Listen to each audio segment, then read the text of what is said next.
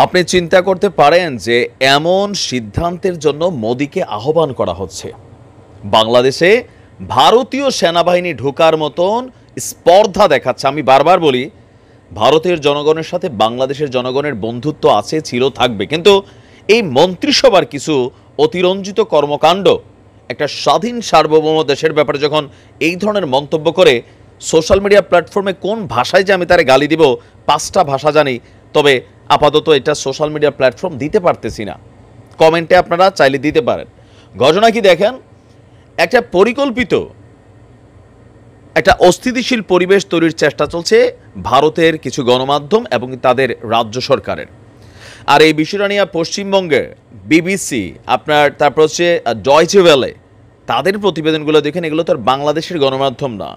সেখানে কিন্তু স্পষ্ট বলে দিছে যে এখানে অর্ধেকগুলোই হচ্ছে গুজব, আর যেই কয়েকটা ঘটনা ঘটেছে, 2-1টা ঘটনার বাহিরে বাকিগুলা রাজনৈতিক পয়েন্ট অফ ভিউতেই ঘটেছে। কিন্তু এখন আপনি দেখেন, বাংলাদেশে উত্তাল রাজনৈতিক পরিস্থিতিতে হিন্দু ভাইদেরকে আক্রমণের শিকার করা হচ্ছে এমন আশঙ্কার কথা জানিয়ে ভারতের প্রধানমন্ত্রী নরেন্দ্র মোদীকে সামরিক পদক্ষেপ, বাংলাদেশের বিরুদ্ধে সামরিক পদক্ষেপ নেওয়ার আহ্বান জানিয়েছে ভারতের কর্ণাটক রাজ্যের কংগ্রেস বিধায়ক রিজওয়ান আরশাদ।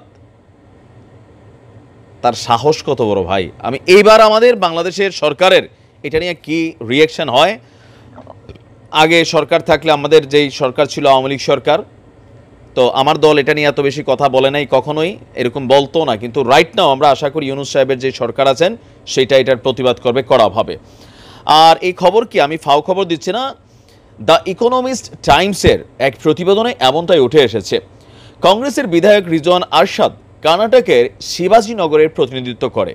মোদীকে দেওয়া এক চিঠিতে লিখেছে বাংলাদেশের চলমান রাজনৈতিক অস্থিরতা এবং সেখানে হিন্দুদের উপর নৃশংসতার কথা তুলে ধরে সামাজিক যোগাযোগ মাধ্যমে প্রচারিত বিভিন্ন প্রতিবেদন এবং ভিডিও দেখে গভীরভাবে ব্যথিত ভারতের একজন উদ্বিগ্ন নাগরিক হিসাবে আমি আপনাকে লিখছি।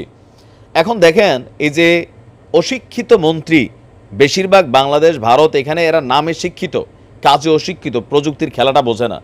আরে ভারতের গণমাধ্যম বলতেছে বেটা যে এগুলা বেশিরভাগই হচ্ছে ভুয়া, পুরানা ঘটনা, নানান ঘটনাকে জোড়াতালি দিয়ে এগুলা বাংলাদেশে দেখানো হচ্ছে। কিন্তু আমার এলাকায় তো আমি একটা হিন্দুর বাড়িতে আক্রমণ শুনে, আপনার এলাকায় আপনি শুনছেন 2-1টা যেগুলো করছে বিচ্ছিন্ন, কিন্তু বেশিরভাগ সময় পলিটিক্যাল ক্যারেক্টার পিড়াপিড়ি হয়েছে।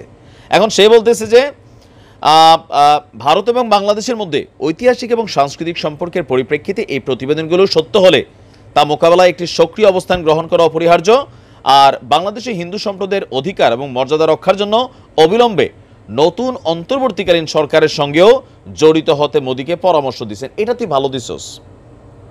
আমার দেশের জনগণের সাথে কি হবে সেটা আমরা বুঝবো। তোমাদের দেশে যারা মুসলমান বসবাস করে তাদের সাথে তোমরা কি করছো? তবে আমি এই কম্প্যারিজনে যেতে চাই না। আমার রাষ্ট্র নিয়া, আমার দেশ নিয়া এ ধরনের পাকনা কথা মারাইলে সরিয়ে লাল করে দেওয়া উচিত তোমাদেরকে। মারি গোমূত্র খেতে খেতে হ্যাঁ, মাথার ব্রেন যেটা সেটা ঝুলা হয়ে গেছে। এটা তীব্র ভাষায়, কড়া ভাষায় এটার প্রতিবাদ জানানো উচিত যে ভারতের এই সাহসটা কিভাবে হয় বাংলাদেশে এরা সামরিক হস্তক্ষেপ করার। আগিলা দিন নাইরে নাতি, খাবলায় খাবলায় চিনি খাইতি। কারণ আমি তোমারে বলি, এই সামরিক হস্তক্ষেপ বাদ দিয়া তোমরা লোটা বদনা কিনো, স্যানিটেশনে হাত দাও। এখনো মানুষ জঙ্গলে গিয়ে হাগে তোমাদের দেশে অনেক জায়গায়, সেদিকে তোমরা নজর দাও।